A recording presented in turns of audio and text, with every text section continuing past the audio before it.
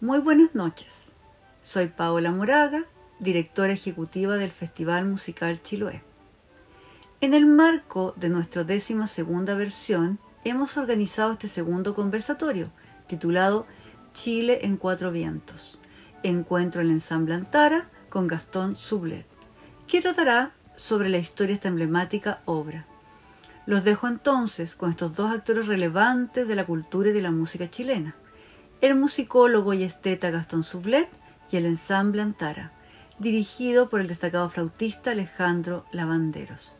Les recuerdo que estos conversatorios los pueden volver a ver a través de nuestros canales de YouTube, del Festival Musical Chiloé y de Codarte Chiloé. Hasta pronto.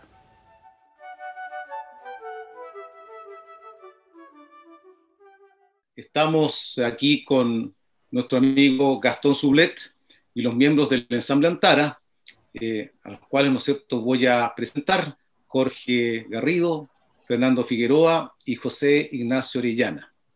Nosotros hoy día somos, ¿no es cierto?, los miembros de este ensamble y hicimos un trabajo de investigación respecto de la obra de Gastón Sublet, la suite Chile en Cuatro Cuerdas, la original, y en la cual, ¿no es cierto?, debido también a la falta de repertorio en la flauta y también al interés por esta propia música, y de la cual vamos a conversar, ¿no es cierto?, se hizo este arreglo con la autorización de Gastón, ¿no es cierto?, y se terminó con una publicación, producto de un proyecto Fondart, en la cual por primera vez se imprimieron las partituras de esta suite corregidas. Se elaboró también un documento de carácter musicológico histórico respecto de cómo se hizo esta suite, ¿no es cierto? Y finalmente la grabación de un CD con la integral, ¿no es cierto?, de esta obra, y en el orden de las piezas, ¿no es cierto?, tal cual las pensó Gastón Sublet. Entonces vamos a dar inicio a este conversatorio que se produce en el marco del 12º Festival Musical Chiloé, que en esta situación de pandemia será, ¿no es cierto?, transmitido solamente a través de plataformas online, que luego, ¿no es cierto?, daremos nosotros las informaciones necesarias para su visualización. Y desde ya, ¿no es cierto?, dejo abierto también el micrófono a los miembros de Antara para que vayamos conversando y dialogando con Gastón respecto a esta obra. Voy a hacer esta segundo punto de introducción porque con Gastón ya nos conocemos hace, yo calculo, no sé, serán más de 12 años, ¿no? Cuando compartíamos, claro, como colegas, si quieres, en la Universidad Católica, yo como profesor del Instituto de Música y él como profesor del Instituto de Estética, y se dio una situación, yo diría, bien curiosa, porque me acuerdo yo, y ahí Fernando tal vez, ¿no es cierto?, pueda apoyarme en esto, nosotros veníamos llegando de una gira de Argentina con el Ensamble Antara, y nos encontramos con Gastón en el patio trasero del Instituto de Música, y él nos dice, bueno, ¿cuándo vamos a hacer una improvisación juntos? Y en ese momento entonces yo dije, ya venimos hablando de esto hace tiempo, llegó el momento. Y desde ese instante, ¿no es cierto?, yo creo que nunca más nos dejamos de ver con Gastón y seguimos haciendo, ¿no es cierto?, varias, por lo menos 3, ¿no es cierto?, conciertos de improvisación, ¿no? Y a partir de ese momento forjó una relación, yo diría, muy interesante y que dio como fruto, ¿no sé?, estos trabajos que estamos mostrando hoy día. De manera tal de que, lo primero, Gastón, ¿cómo estás tú? ¿Cómo estás, ¿no es cierto?, ante esta situación de la pandemia? Y hemos visto, ¿no es cierto?, que has tenido mucha presencia en las redes sociales este último tiempo. Mira, tengo 93 años. ¿Me escuchas bien? Perfecto. Y a pesar de eso me defiendo. Sé controlarme. Como sano. No fumo. No tomo alcohol. Defiendo lo poco que me va quedando, ¿entiendes tú? Hay una época que me dio por el whisky, pero ahora ya no me da. Bueno. He trabajado bastante, porque estoy contratado como profesor investigador en este momento, porque no puedo dar clases presenciales y tampoco puedo dar clases a través de la pantalla, porque yo no sé manejar ninguna de estas máquinas. soy reacio a este tipo de tecnología. La estoy usando porque alguien me está ayudando, pero de esa manera no podrías ponerme en contacto contigo. Puedo decir que la cuarentena que me obligaron, porque me tuvieron 8 meses encerrado en mi casa, no podía salir a la calle, y si me pillaban en la calle me cobraban $1.000.000, además me detenían. Bueno, eso me permitió que el trabajo como profesor investigador me cundiera mucho. Así que publiqué un libro, el segundo, hice otro libro más, que está en la editorial para publicarlo a fin de año, enero más o menos. Y estoy escribiendo un tercer libro sobre el libro de las mutaciones de Confucio, el I Ching. Y tengo 2 más libros en el programa. Así que tengo para este y el otro año y tal vez otro más todavía. Y no me he cansado. De repente se produce una saturación, digamos. Pero sé ponerle remedio a esas cosas. Me dio mucho gusto recibir el ejemplar del disco de ustedes con las partituras y la empastadura tan linda que ustedes me mandaron, y no sé cómo agradecérselo porque es una promoción de esta obra que yo escribí en aquellos tiempos. No sé si tú recuerdas que te conté que las partes de esta suite fueron escritas para una serie de programas sobre Pablo Neruda en el Canal 13, y que yo no fui de la idea de hacer una suite. El director de estos programas, Hugo Arévalo, me lo sugirió.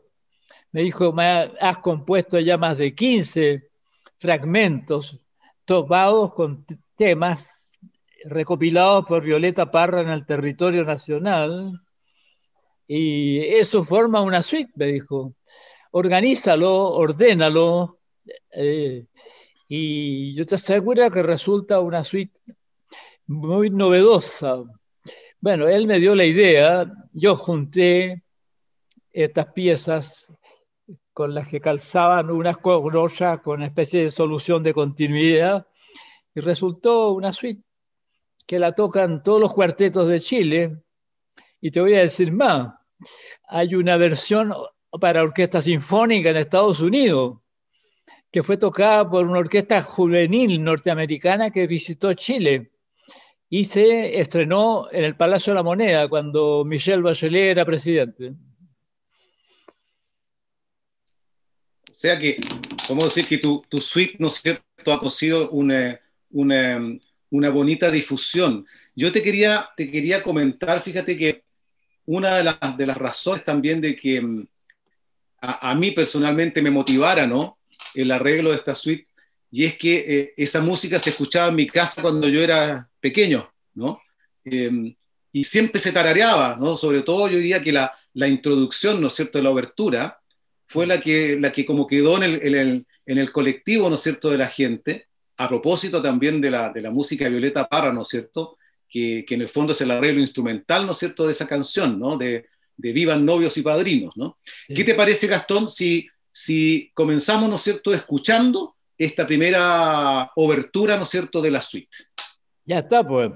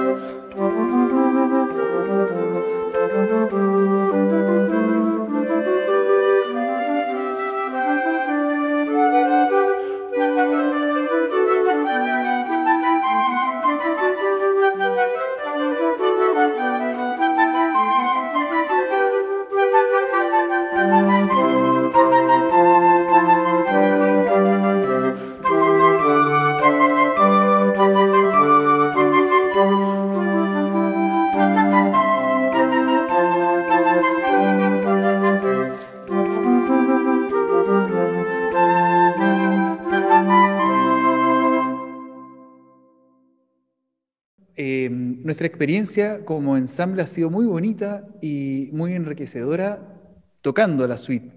La hemos llevado a muchos lugares, ya hemos realizado 2 giras europeas tocando la suite, y bueno, por Chile la hemos tocado muchísimo, y ha sido una experiencia que nos devuelve un poco a la flauta de la cual fuimos formados, ¿no es cierto? Y con sonoridades muy, muy chilenas y muy propias de nuestro cotidiano. Como decía Alejandro, él la escuchaba cuando era pequeño en la casa, y esa misma alegría y esa misma música es la que nosotros quisimos llevar en estos conciertos y en estas giras, tocando la suite a todo el mundo que nos quería escuchar.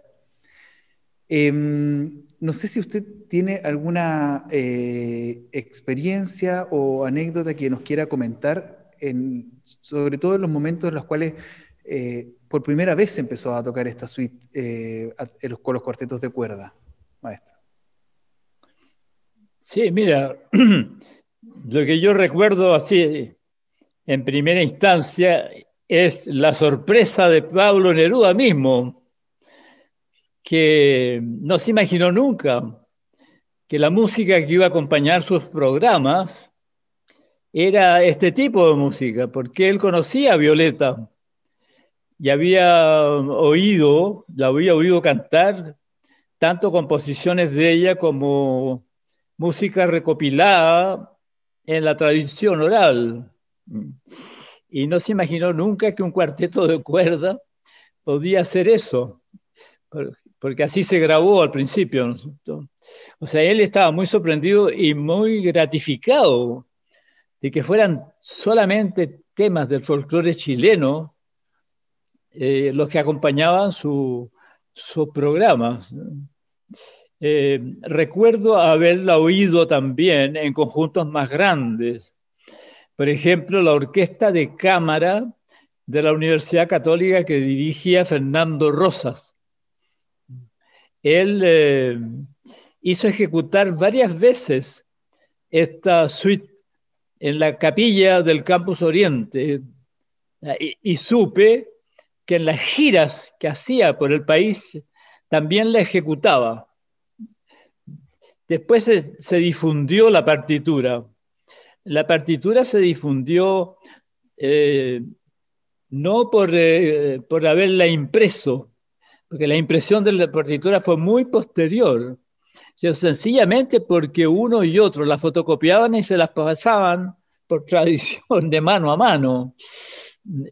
Eso es lo que ocurrió con esta suite. Yo te quería preguntar, Gastón, respecto a lo que escuchamos recién, porque tú conociste bien a Violeta Parra, ¿no es cierto? La acompañaste, tengo entendido que fuiste uno, ¿no es cierto?, de los, yo diría, puntos fuertes e importantes, ¿no es cierto?, de que su música fuese pasada, ¿no es cierto?, a la partitura, ¿no?, de manera que conservara la memoria, ¿no? Y tú conversaste sobre esta obra, de esta suite con Violeta Parra en algún momento. ¿La conoció? ¿Te dio alguna opinión? No. Jamás todavía, mientras vivía Violeta, me imaginé yo que llegaría el momento en que yo instrumentaría esto. Primero, haría una partitura a 4 voces, lo cual no es propio del original folclórico. El original folclórico es de una cantora o un cantor que se acompaña con guitarra o guitarrón, acordeón o como sea. Pero nunca me imaginé que vendría el momento, porque me lo exigió el Canal 13, ¿no? Que pertenecía a la Universidad Católica en ese tiempo. Nunca me imaginé que tendría yo que hacer una adaptación para cuarteto de cuerda con su polifonía. Ahora, ¿qué pasó al hacer yo eso? Lo que pasó es que quedó en evidencia que eran entonaciones traídas por los españoles a Chile. La mayoría están en España, estas entonaciones. Y el conjunto tú mismo lo habrás podido experimentar. Da la impresión de música del último barroco, llegando un poco al clásico, sí, 1750, 1700, el comienzo del estilo mozartiano y el final de Händel o de Bach, ¿no? Porque realmente en esas entonaciones hay algunas muy antiguas que se remontan al siglo XVI o XVII de España, e incluso en la isla de Chiloé, la danza del pavo, por ejemplo, o la malagueña, son melodías ya francamente medievales, ya del siglo XV para atrás, digamos. Por ejemplo, la danza del pavo, que está incluida, es una cantiga del rey Alfonso, es el mismo formato de una cantiga del rey Alfonso que vivió en el siglo XIII. Entonces, claro, al agregarle la polifonía que le corresponde, esto fue situado en la vieja tradición barroca o post-barroca de Europa. Eso ojalá lo hubiera visto Violeta, hubiera sido presencia. Yo creo que había estado muy contenta de que esto se pudiera hacer. A propósito de eso, Gastón, yo te quería preguntar cosas que a veces suelen quedar un poco fuera de los análisis de la entrevista, y que dice relación con los procedimientos que tú utilizaste para llevar este lenguaje que viene de la tradición europea, pero que obviamente se asienta, digamos, en diferentes sectores, lugares de Chile, y se transforman en músicas tradicionales.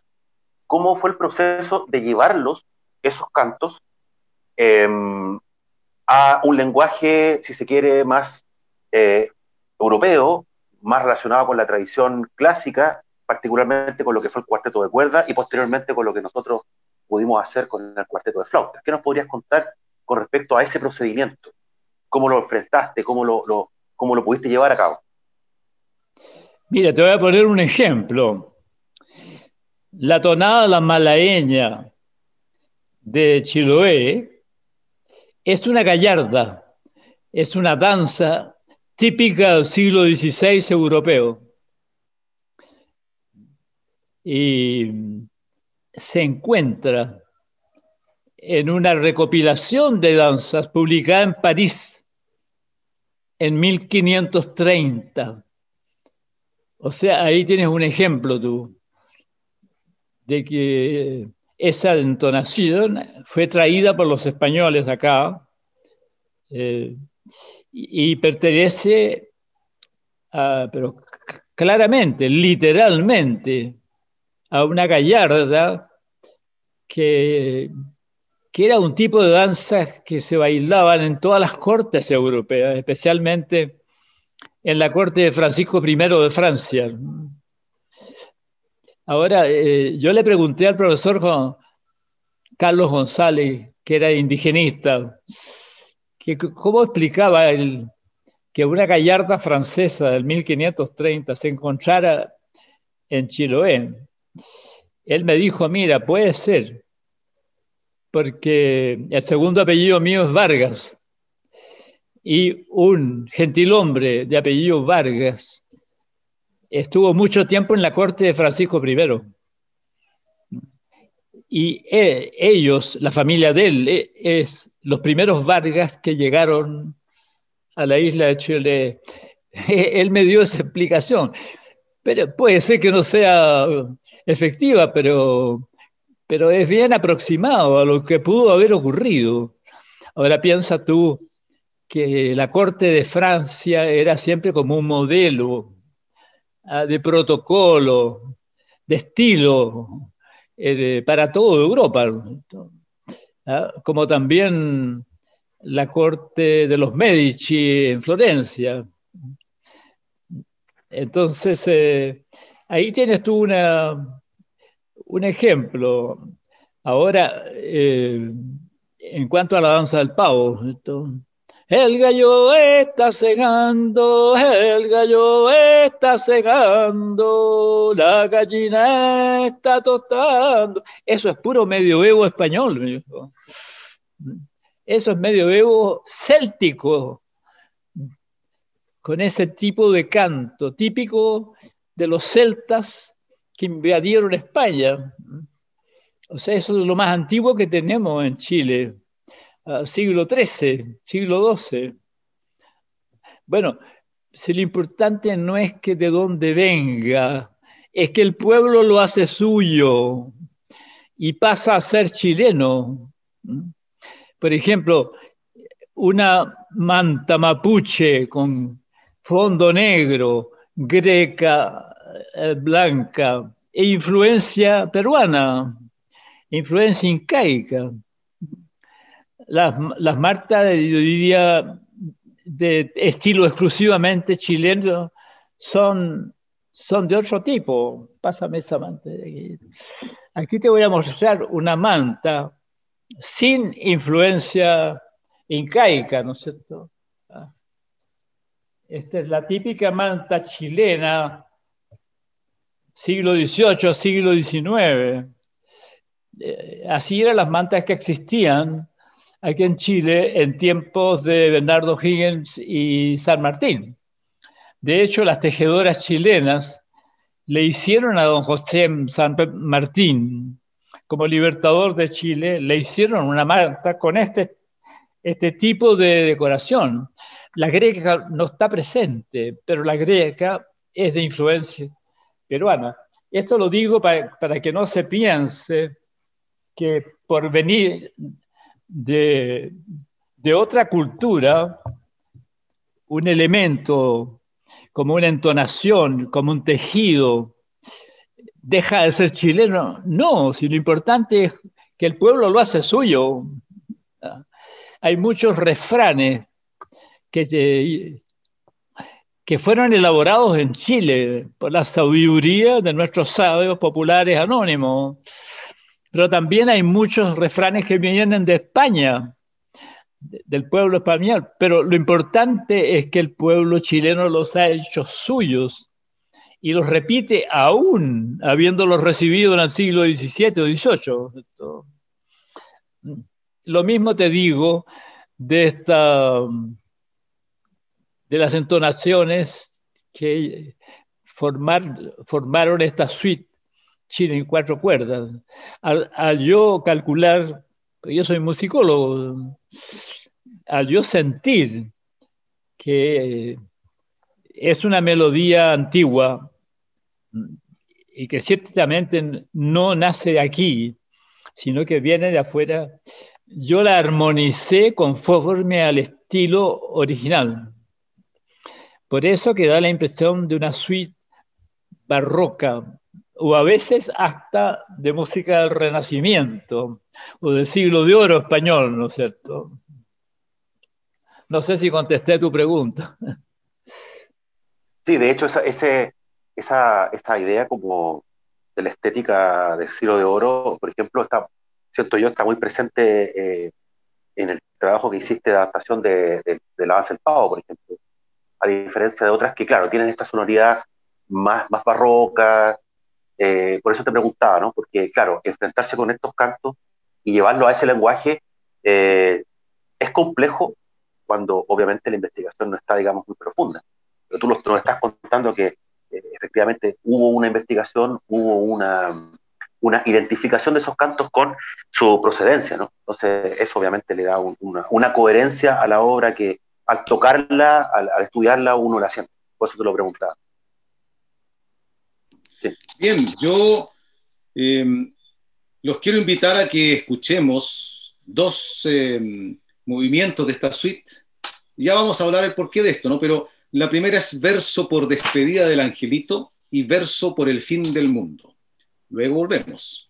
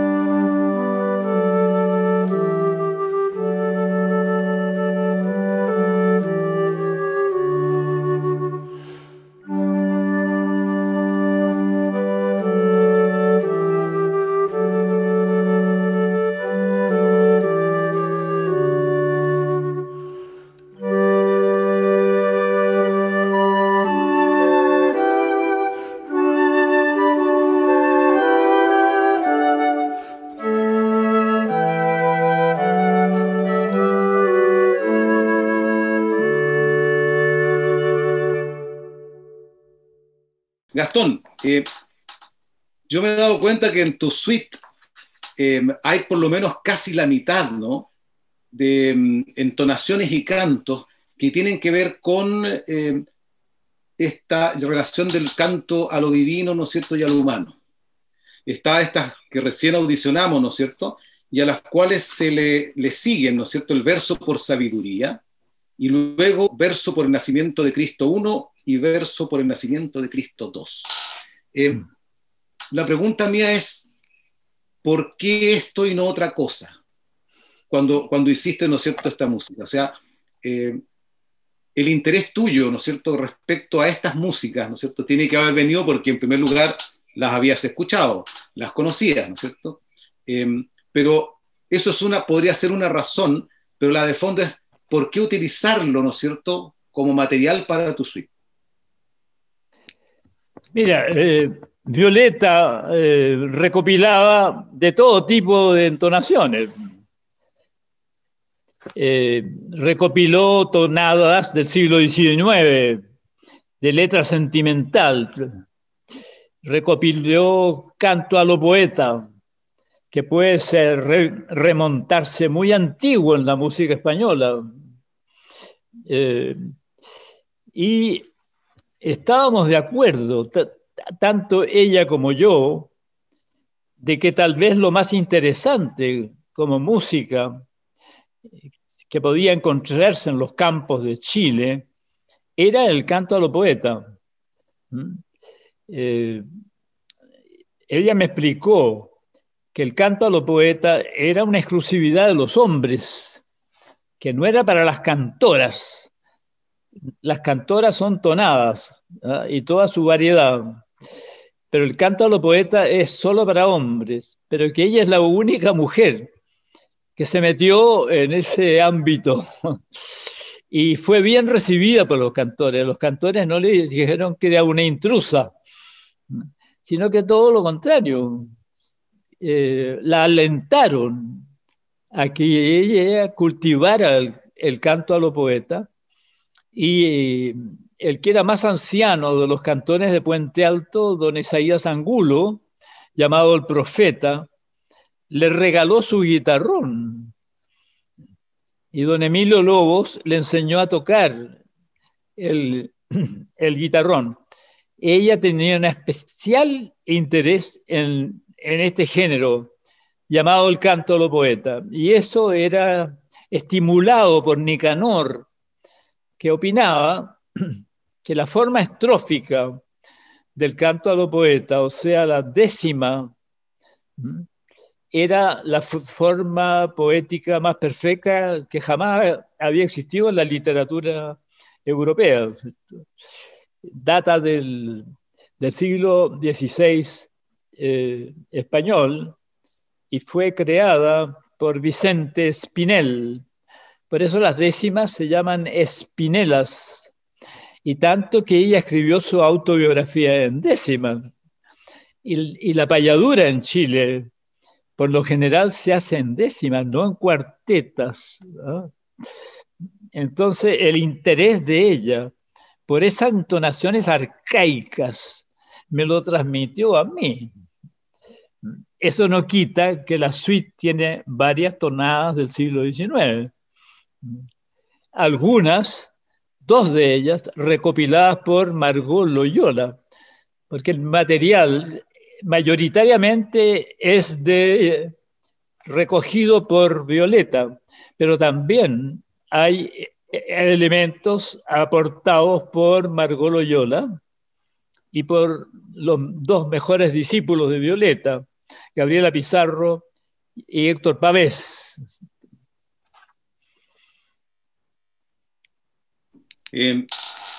A ver, nosotros me recuerdo que la primera vez, ¿no es cierto?, que conversamos en la Universidad Católica, salió, ¿no es cierto?, en ese diálogo que tú habías hecho tus estudios en Francia y que habías estudiado piano, ¿no es cierto?, y que habías sacado un primer premio, ¿no es cierto?, y habías estudiado además contrapunto, fuga, como son, digamos, en el lenguaje, ¿no es cierto?, de los estudios franceses, y yo también había estudiado en Francia, ¿no? Había como un punto común en esta conversación, pero tú tuviste allá, de acuerdo a lo que conversamos, ¿no es cierto?, una maestra, ¿no? En la clase, si no me equivoco, era contrapunto. Nadia Boulanger. Nadia Boulanger, que es una tremenda, ¿no es cierto?, profesora que existió en Francia, ¿no es cierto?, un referente en la pedagogía francesa, ¿no?, en la composición.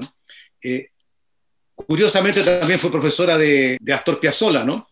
Sí. ¿Y por qué lo menciono? Fíjate, porque esto es bien interesante, en que le he escuchado a muchos profesionales hoy día, grandes músicos, ¿no es cierto?, que cuando pasaron por Francia y pasaron por el Conservatorio de París, a través de esta misma profesora, les hacía el mismo comentario: usted haga lo suyo, lo que es de su propio país. No tiene por qué estar copiando formas, ¿no es cierto?, de afuera. O sea, conserve su identidad, ¿no es cierto?, y proyéctela. No en todas partes del mundo es así, ¿no? Sí. Yo diría que es una particularidad, ¿no? Esto, a lo mejor hoy es muy distinto, pero aquel entonces, ¿no es cierto?, no era así. Y por eso, ¿no es cierto?, a mí como que siempre me apasiona el tema, ¿no es cierto?, de, bueno, ¿por qué Gastón Sublet, que podría haber seguido otro derrotero, ¿no es cierto?, en la música? Porque todos sabemos que aquellos que hemos tenido estudio afuera, ¿no es cierto?, perfectamente podrías dedicarte a ese repertorio, ¿no es cierto?, a esa otra cultura. Y sin embargo la tuya era hincar, ¿no es cierto?, yo diría, bien dicho, las garras, ¿no es cierto?, en la propia tierra chilena, ¿no? Y eso es una incógnita, fíjate, que a mí siempre me apasiona conversarlo, ¿no? Esta idea de que queremos hacer algo más con lo propio y no solamente dejarlo abandonado, ¿no es cierto?, o como parte de un museo, que es muy fácil, ¿no es cierto?, decir que eso murió y que pertenece a otra época. Y esa pregunta, fíjate, como que me nace hacértela ahora. ¿Por qué Gastón Sublet se preocupa de esto otro y no de lo que podría haber sido, ¿no es cierto?, la continuidad de los típicos estudios de todos los músicos, ¿no es cierto?, que van afuera al extranjero o incluso en nuestros propios conservatorios y que solamente ven en el repertorio europeo la continuidad de una civilización? Mira, yo creo que eso se debe a la presencia de Violeta. Violeta irrumpió en mi vida entrando sin anunciarse en mi oficina de la radio chilena de aquellos tiempos, CB66, que ya no existen. Y yo ya había escuchado un disco de ella, un disco pequeño de 45 revoluciones, y tenía ganas de conocerla, así que para mí fue una sorpresa tremenda entrar así nomás, sin anunciarse. Entró con su hermana Hilda y me dijo: yo sabía que usted es musicólogo y yo anoto las letras de las canciones que yo recopilo a través de todo el territorio nacional, y no sé escribir música, y las entonaciones las conservo en la memoria. Y tengo tantas que estoy con miedo de que se me confundan y que se me olviden. Entonces ahí empezamos a trabajar juntos. Ahora, ¿por qué acepté yo este trabajo? Porque inmediatamente yo sentí que estaba frente a alguien que tenía una fuerza avasalladora como persona. Yo diría que me di cuenta de que ella era como el alma del pueblo chileno. Y la forma que me lo dijo, por ejemplo, toda esta cultura popular se está muriendo, don Gastón, me dijo. Y mi trabajo es ir región por región haciéndola revivir. La mayoría de mis informantes son muy ancianos y se van a morir con todo su repertorio. No es posible, me decía, hay que salvar todo eso. Bueno, eso fue suficiente para mí. Pero yo nunca lo había pensado. Tú tienes razón en decir que yo era una europeizante, ¿no? Yo pensaba que la cultura europea era la cultura por excelencia. Y claro, traer eso para acá, traer la escuela de los 12 tonos, traer a Stravinsky, traer todo ese mundo. Pero jamás se me había ocurrido pensar de que lo que Violeta representa no era solo una figura musical o poética, sino que representaba toda una cultura y que esa cultura se estaba muriendo, estaba siendo olvidada y sus mejores cultores ya eran muy ancianos y se iban a morir con ese tesoro. Esa fue la razón por la que yo embarqué en esto. Y además ella me presentó a Nicanor, y Nicanor confirmó todo esto, al decirme, por ejemplo, que la décima es una forma estrófica perfecta, de que basta una para decir todo un mundo. Bueno, yo diría, entré en la familia Parra, y la familia Parra pasó a ser mi familia en el fondo. Y era todo un mundo. Yo diría, todos los Parra en aquellos tiempos, incluida Isabel y Ángel,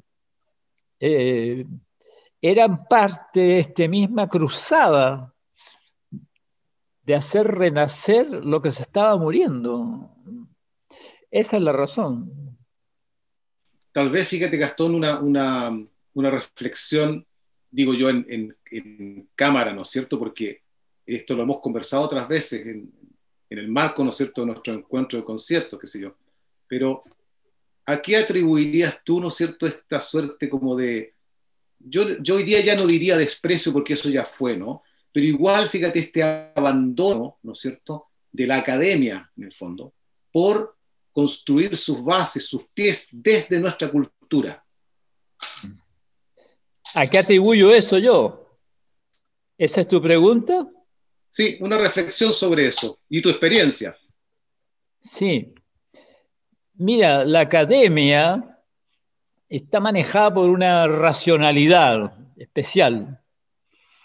Y esa racionalidad ha ido demostrando con el correr del tiempo de que tiene muchos vacíos. Es una racionalidad de estereotipos.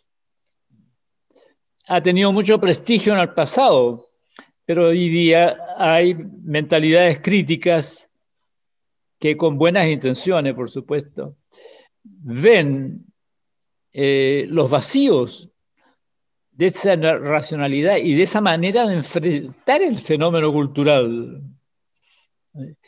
Entonces, eso explica por qué uno deja un poco de lado eso, no lo abandona totalmente, porque es la forma como funciona la educación superior hoy día, la investigación científica, la investigación en ciencias humanas, ¿no es cierto? Pero uno va a los indígenas, uno va a las comunidades rurales, y ya grandes pensadores europeos como Carl Gustav Jung empieza a dejar de mano esta racionalidad, a ponerla en su lugar, digamos, y empieza a entrevistar a los jefes de tribu de los indígenas de Estados Unidos, porque le aportan algo muy distinto a la academia, pero que él lo estima muy valioso, porque es algo que está vivo todavía.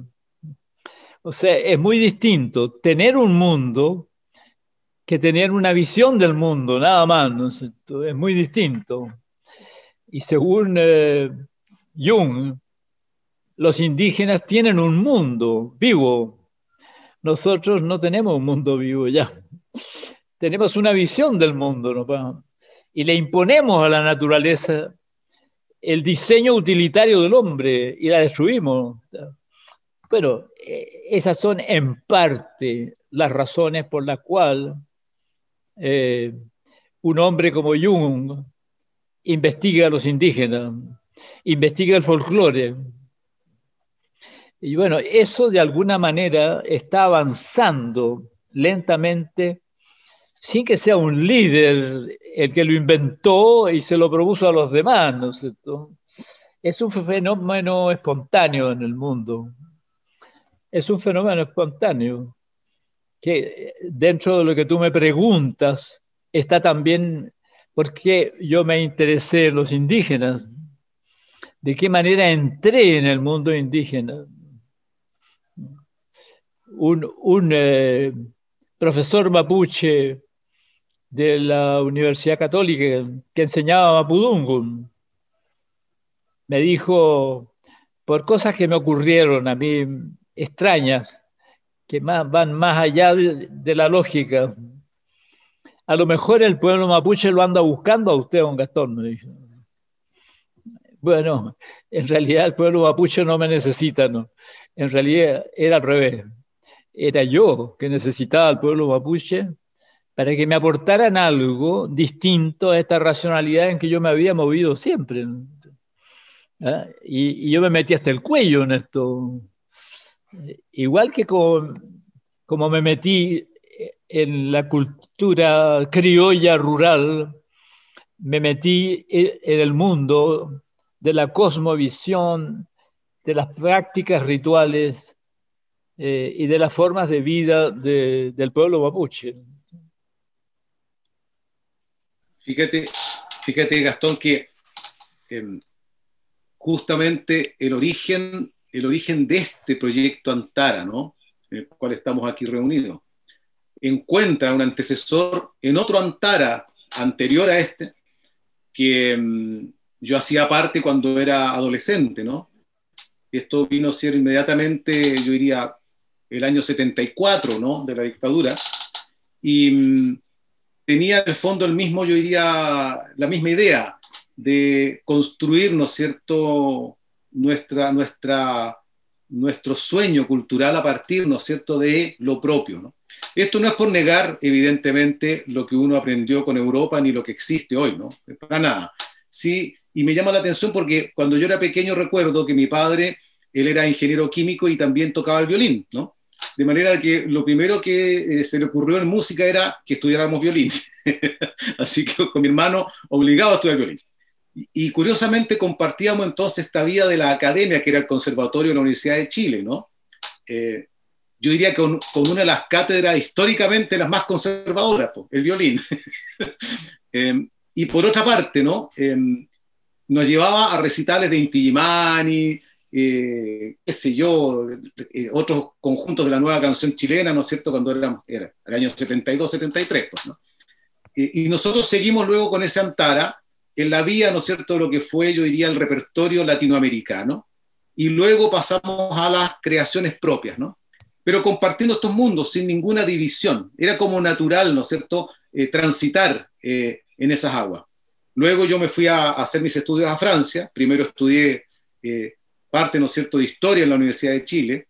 Luego me fui a Francia y allá llegué a las manos de quien fuera mi maestro, pero hoy día es un amigo, Pierre Bartó, yo diría tal vez el flautista más importante, ¿no es cierto?, del siglo XX, el cual a través de un trabajo de investigación hizo un libro, ¿no es cierto?, un método ejemplar junto a otro compositor, y sentó las bases de, yo diría, el material, ¿no es cierto?, tímbrico que hoy día se usa como, yo diría, lenguaje y técnica, ¿no es cierto?, oficial de la flauta contemporánea, la flauta del siglo XX. Esos fueron los antecedentes para la construcción de este segundo Antara, este 2.0, ¿no? Y un encuentro con Sergio Ortega, que yo me imagino que tú también lo tienes que haber conocido en algún momento, ¿no? Claro. Y con él se organizó, ¿no es cierto?, el grupo Movimiento en París, estábamos hablando del año 84, ¿no?, que eran intérpretes, la mayoría latinoamericanos, en los cuales yo también estaba, y que el objeto, ¿no es cierto?, era hacer repertorio, ¿no es cierto?, y las obras de compositores latinoamericanos, principalmente la de Sergio Ortega. Y a través, ¿no es cierto?, de estos ensayos, un día me recuerdo que se dio una situación bien como, si quieres tú, cómica, ¿no?, porque a modo, ¿no es cierto?, así de broma, uno de los integrantes me dijo en un descanso, mientras yo miraba unas cajas llenas de quenas que estaban llenas de polvo, ¿no?, en el conservatorio donde Sergio era director, en Pantán, y me puse a tocar una y me dijo, no, esos instrumentitos no tienen mucho que decirme, ¿sabes?, pero a modo de broma, ¿te das cuenta? Y yo le digo, no te equivoques, porque aquí hay un mundo, ¿no es cierto?, a explorar. Y ese fue el gatillo detonador del ensamble Antara y del proyecto completo, ¿me entiendes? Porque a partir del cruce entonces entre este trabajo de investigación de Perry Bartot y Gerard J, que era el compositor, ¿no es cierto?, en los cuales se basan a través incluso de técnicas de otras culturas y que se sistematizan en la flauta traversa, ¿no es cierto?, occidental, va a ser el pie de todo el trabajo de investigación de Antara, parte importante de él. ¿Por qué te lo menciono? Porque fíjate que en estas andanzas de Antara, en varios países, ¿no es cierto?, sobre todo latinoamericanos, lo que a mí siempre me llamó la atención es que el diálogo más directo, el diálogo más franco, era con la gente, fíjate, con los músicos, ¿no? Yo podría decir representantes de las comunidades indígenas, ¿no es cierto?, de los pueblos y las que visitábamos. Y me llamaba mucho la atención porque había una apertura, yo diría, claro, auditiva, si lo dijera como músico, ¿no?, a las músicas contemporáneas del siglo XX. Incluso las músicas que eran con electroacústica, que se encontrarían tan, ¿no es cierto?, tan como extrañas para esos contextos. Me estoy diciendo claramente, por ejemplo, un encuentro maravilloso que se hizo en el lago Titicaca, ¿no?, en el cual las comunidades estaban presentes con sus danzas, ¿no es cierto?, nos hicieron unos ofrecimientos maravillosos, en Bolivia también, ¿no es cierto?, en La Paz, y esos diálogos, fíjate, ellos escuchaban fascinados con sus hijos, ¿ah? Incluso ahí todos reunidos, y curiosamente los que hacían más escándalo y yo diría y griterío y vociferación por este encuentro eran aquellos que venían de la academia.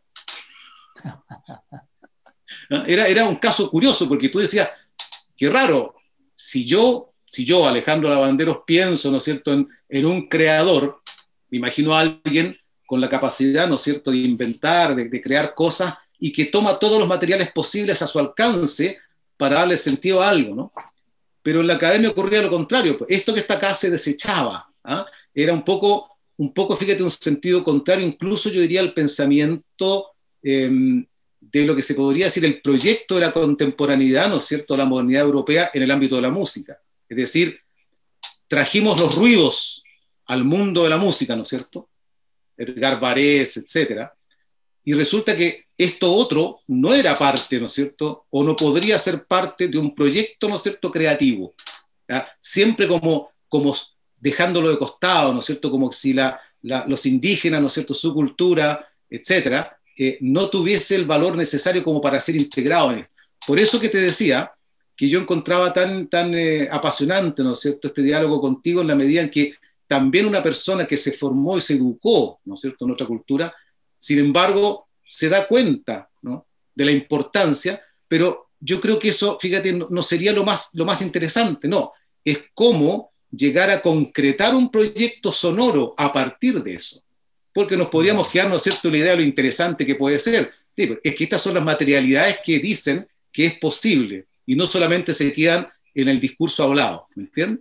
Y yo, fíjate, diría que ahora escucháramos, ¿no?, el resto de estas músicas, ¿no es cierto?, inspiradas en el canto a lo divino y lo humano, ¿no es cierto?, que son el verso por sabiduría, ¿no es cierto?, verso por el nacimiento de Cristo I y verso por el nacimiento de Cristo II, ¿no?, para que los comentemos al regreso.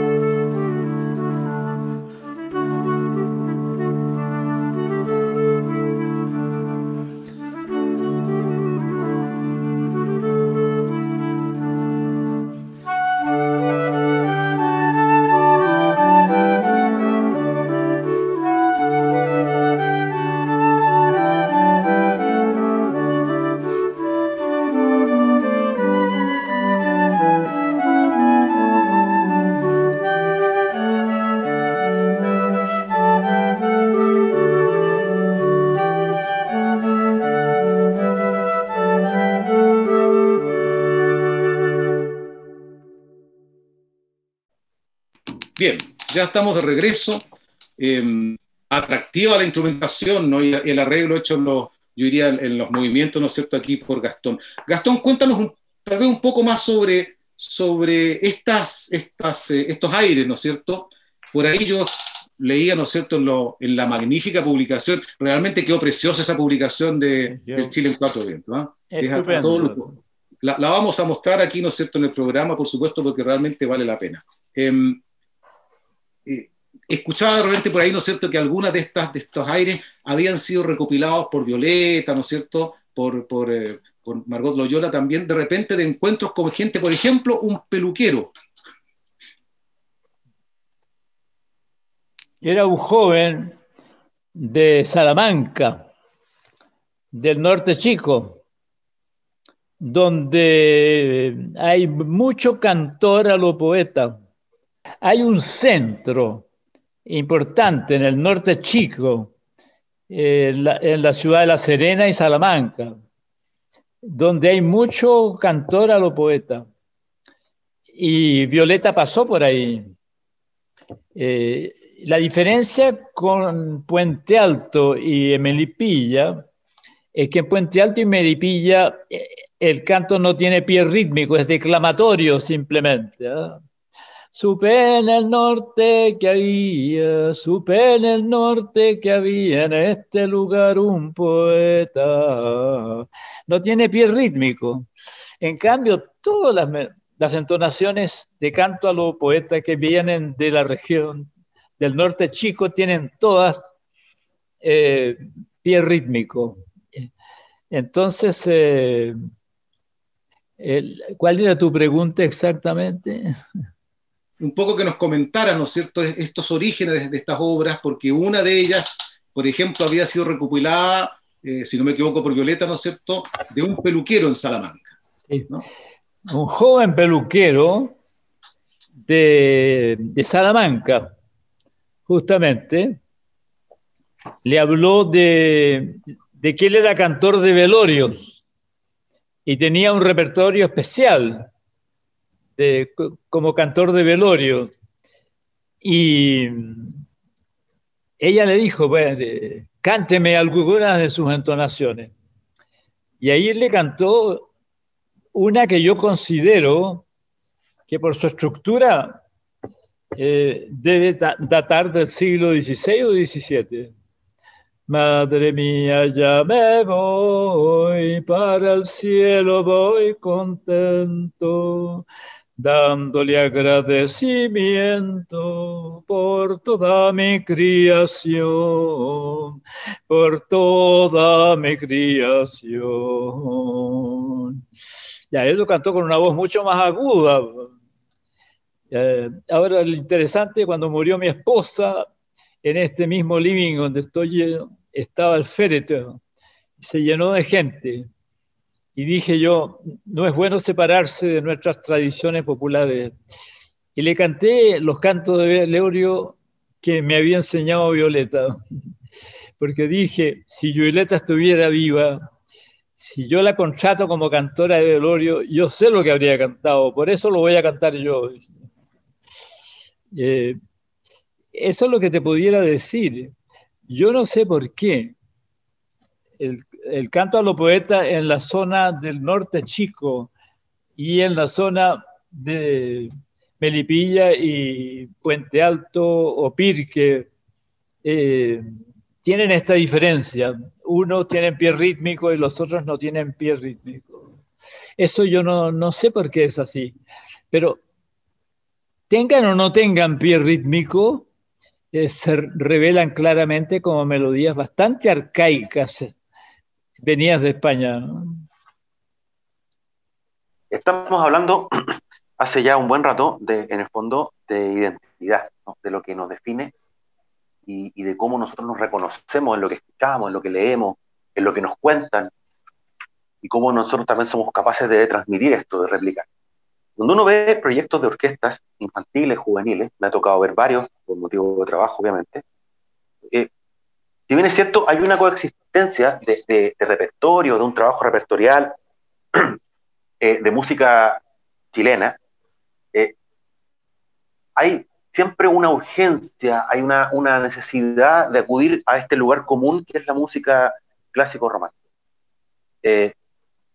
Y tú hace un rato, Gastón, ocupaste una palabra o usaste una frase que me pareció muy significativa, porque es que Jung puso en su lugar, en el lugar que le corresponde a este concepto, ¿cierto?, racionalista, a propósito de por qué estas músicas no están tan presentes en la academia, por lo menos. Y lo que decía Alejandro, que yo fui testigo de eso, fue en el Teatro Achá, en Cochabamba, cuando con Antara hicimos ese viaje a uno de los viajes a Bolivia, y nos tocó un conversatorio después de un concierto, en donde los representantes de la academia realmente estaban muy escandalizados por lo que nosotros llevábamos para allá. Fue del terror eso. Bueno, y la pregunta que te quería hacer yo, Gastón, es ¿qué habría que hacer o cómo habría que enfrentar en el discurso y en las medidas concretas para que estas músicas formen parte de estos planes de estudio de formación instrumental o de este repertorio que las orquestas infantiles y juveniles puedan incorporar de manera más generosa, si se quiere, ¿no? ¿Qué habría que hacer? ¿Es un problema de voluntad política? ¿Es un problema de visión de las autoridades, de quienes definen los planes de estudio? ¿Cuál es tu visión con respecto a eso? Mira, yo creo que este repertorio musical enorme, porque es enorme. Enorme. Sí. Forma parte de un contexto cultural de otros elementos, de otros ámbitos. Yo creo que había que enseñar en la educación superior algo que unificara todos los aspectos de la cultura popular chilena, de la cultura de las comunidades rurales antiguas, destacando muy especialmente en estas comunidades a lo que yo llamo el sabio popular anónimo, que es el que acuñó los dichos, los refranes, el que cuenta cuentos, el que canta lo divino, ¿ah? Y la comadre, la abuela o la esposa,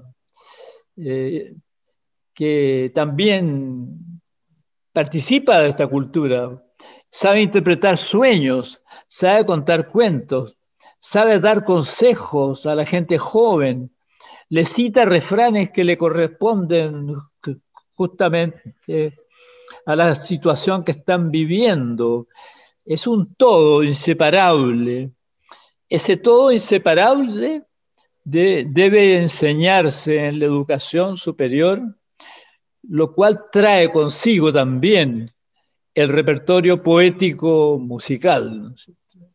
O sea, yo no soy partidario de enseñar solo la parte musical y poética, porque aquí es poesía cantada, ¿no es cierto?, sino que también los demás elementos. Ahora, en consideración a eso, es que tomamos un acuerdo con el finado Fidel Sepúlveda, que es un gran maestro de la cultura tradicional chilena, de crear los clásicos de la cultura tradicional chilena. Entonces, él alcanzó a realizar el canto a los poetas en un volumen que tiene como 800 páginas, ¿no?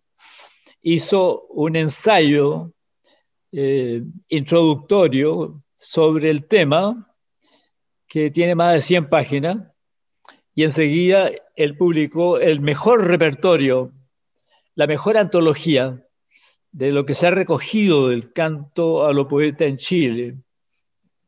Por mi parte, yo hice el refranero. Busqué en los refranes chilenos lo que llaman paremiología. Consulté como 5 paremiologías antiguas y más modernas y extraje de ahí los refranes que yo llamo sapienciales, los refranes que se refieren a la sabiduría o conocimiento del sentido de la vida, que son 400 más o menos. Bueno, y salió mi libro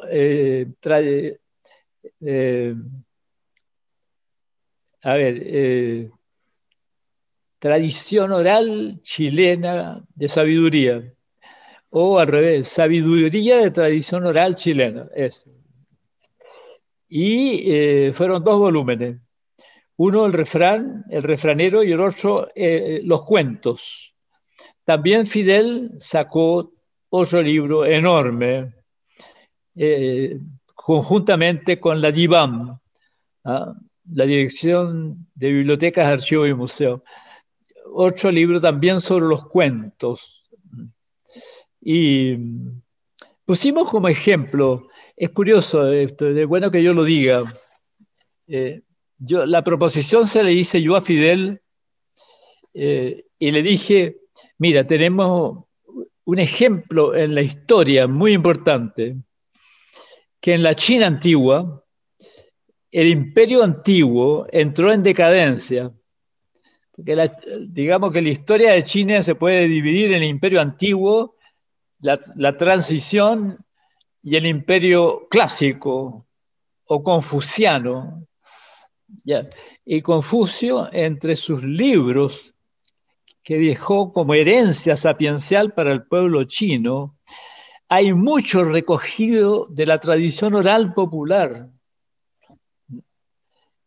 que ya estaba recogido en los viajes que el emperador hacía a través del territorio, conversando con los ancianos del pueblo. Entonces los escribas que lo acompañaban anotaban todo, todos los dichos, toda la mitología, hasta las recetas de cocina del pueblo. Había un archivo gigantesco en el Palacio Imperial y Confucio tomó de ahí muchos elementos de la tradición popular. Entonces dejó los clásicos, el clásico de la historia, el clásico de las mutaciones, el clásico de los versos, el clásico de las fiestas y los ritos. Ya hagamos lo mismo, le dije yo, porque Confucio salvó la cultura china de perecer, más o menos lo que hizo Violeta. Salvó la cultura china de perecer en sus raíces más nobles. Hagamos lo mismo nosotros. Recojamos todos los elementos de la cultura tradicional chilena, de tradición oral, incluido el cancionero, por supuesto. El cancionero, bueno, bajo la palabra cancionero se incluye todo. Se incluye los cantos de velorio, las alabanzas al Señor, el canto a lo divino, el canto a lo humano, las tonadas, los parabienes a los novios, los esquinazos, todo. Las danzas chilotas. Bueno, eso es lo que hemos hecho y lo incorporamos justamente a la tradición, lo incorporamos a la educación superior. Ahora, es sorprendente el grado de interés que eso suscitó en los alumnos. O sea, los cursos de mayor inscripción que yo he tenido en mi vida de profesor son los cursos en que se ha tratado este tema de la cultura tradicional oral chilena. Entonces, para nosotros es una gran satisfacción, pero esto entiendo que está ocurriendo solo donde trabajó Fidel y yo. Todas las universidades de Chile debieran seguir ese ejemplo de incorporar en un mismo nivel de importancia con las ciencias humanas a todos los elementos de la cultura tradicional chilena. Bueno, de hecho, yo quería dar fe de lo que está diciendo Gastón, porque Gastón obviamente no se debe acordar, porque ahí el famoso era él, digamos.